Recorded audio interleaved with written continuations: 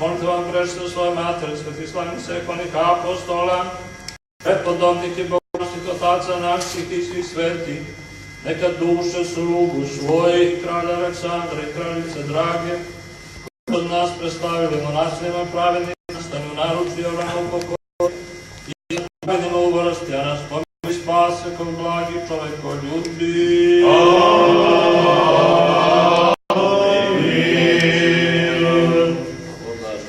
Opovažu spremni i večni pokoj, naš Gospodi u sočima pravim, kralju Aleksandru i kraljici Dragi, ti sotvori vječnuju pamja.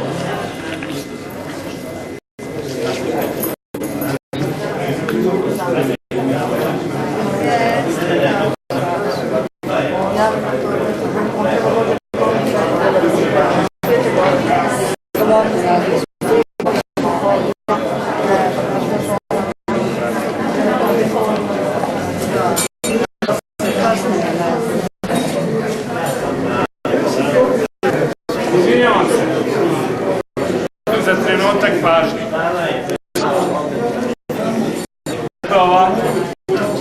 U zadužbini Zdravka Gojkovića, Dubljanskoj 10 do 12, nasljednici Obrenovića, Sveslovensko književno društvo i sam zadužbinar priredit će daću za pokoj duši poginulima na današnji dan, knjazu Mihajlu, kralju Aleksandru, kraljici Dragi i svima onima koji su pali braći Srbiju, našu rodbinu i dinastiju Obrenovića, dakle u 12 časa u Dubljanskoj 10 do 12. Hvala. I mogu ja samo dve reći da kažem. Ovo je vrlo važno. Nijedna dinastija svijetu, a Habsburgovci su vladali Austro-Ugarskom monarhijom 700 godina, nije ostavila svom rodu ili svom otečenstvu ili svom potomstvu toliko koliko su ostavili Obrenovići.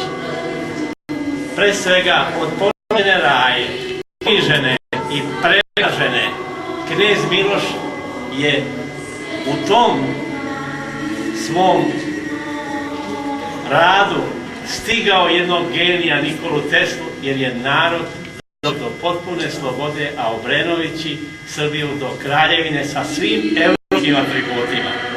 Pođite s Kalimegdana, Saborna crkva Patrijaršije Kneginje Ljubice, Narodno pozorište Skupština grada, Generalštab, u Topdelu dvorac, ove crkve na Banovom brdu, Konak u Rakovici, Skupština opštine u Požarevcu, Kragujevcu. To je toliko zgrada u Srbiji da ne postoji ni jedna dinastija koja je približno uradila. A ono što najvažnije, dinastija Obrenović je donela srpskom rodu slobodu. Da njih nije bilo, mi bi danas živeli u Anadoli, bili bi Turci. Zahvaljujem.